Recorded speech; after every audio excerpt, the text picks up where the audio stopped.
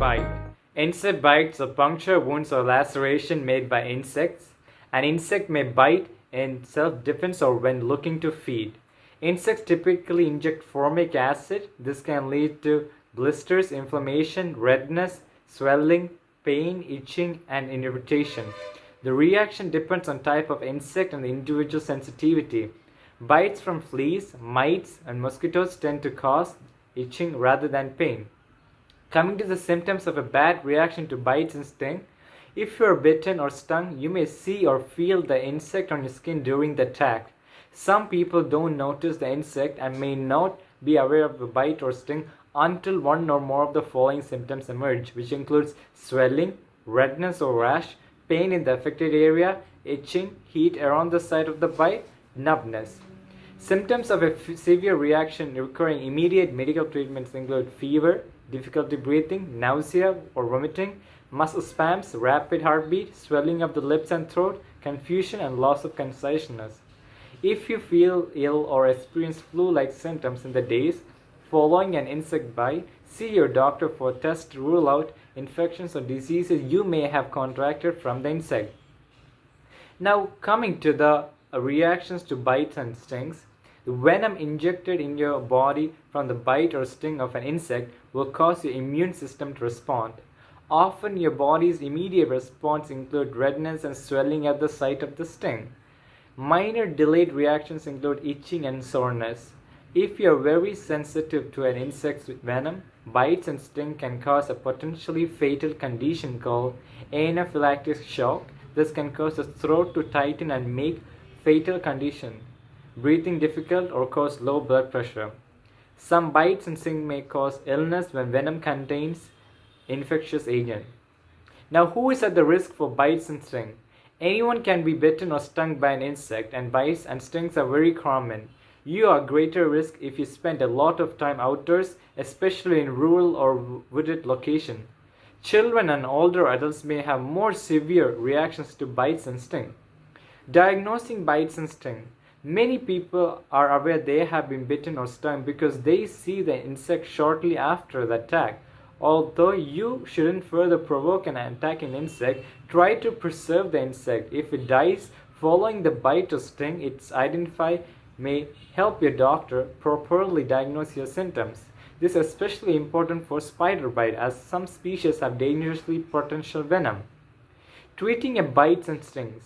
The majority of bites and stings can be treated at home, especially if your reaction is mild. To treat a bite or sting, remove the stinger if it's lodged in your skin, wash the affected area, apply an ice pack to reduce pain and swelling. Topical anti-itch creams, oral pain relievers, and antihistamines may be used to combat uncomfortable symptoms. Avoid applying baking soda to the sting to calm the itching. Call your local emergency service number immediately if the symptoms of severe reaction are present. Now, to remove a tick, use a pair of tweezers that will not squash the tick, such as fine-tipped tweezers or a tick removal tool. Grip the tick as close to the skin as possible to ensure the tick's mouth isn't left in the skin. Pull steadily away from the skin without crushing the tick. Wash your skin with water and soap afterwards, then apply an antiseptic cream to skin around the bite.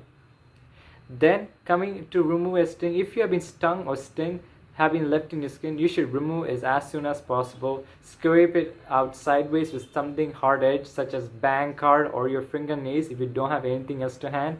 Don't pinch the sting with your fingers or tweezers because you may spread the venom. Dealing with caterpillar hair. If a caterpillar of the oak processionary moth gets on your skin, use tweezers or a pen to remove it. Try not to disturb it, for example by brushing it with your hand. It will then release more hairs.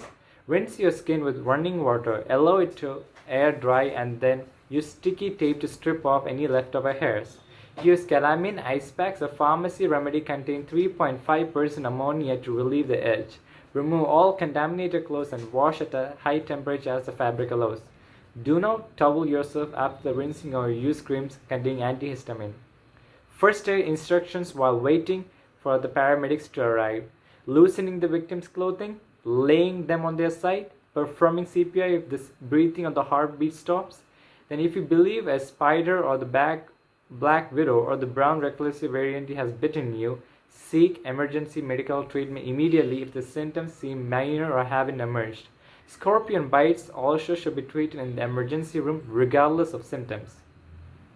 Tips to avoid bites and stings. Use caution where near nest or hives containing aggressive insective.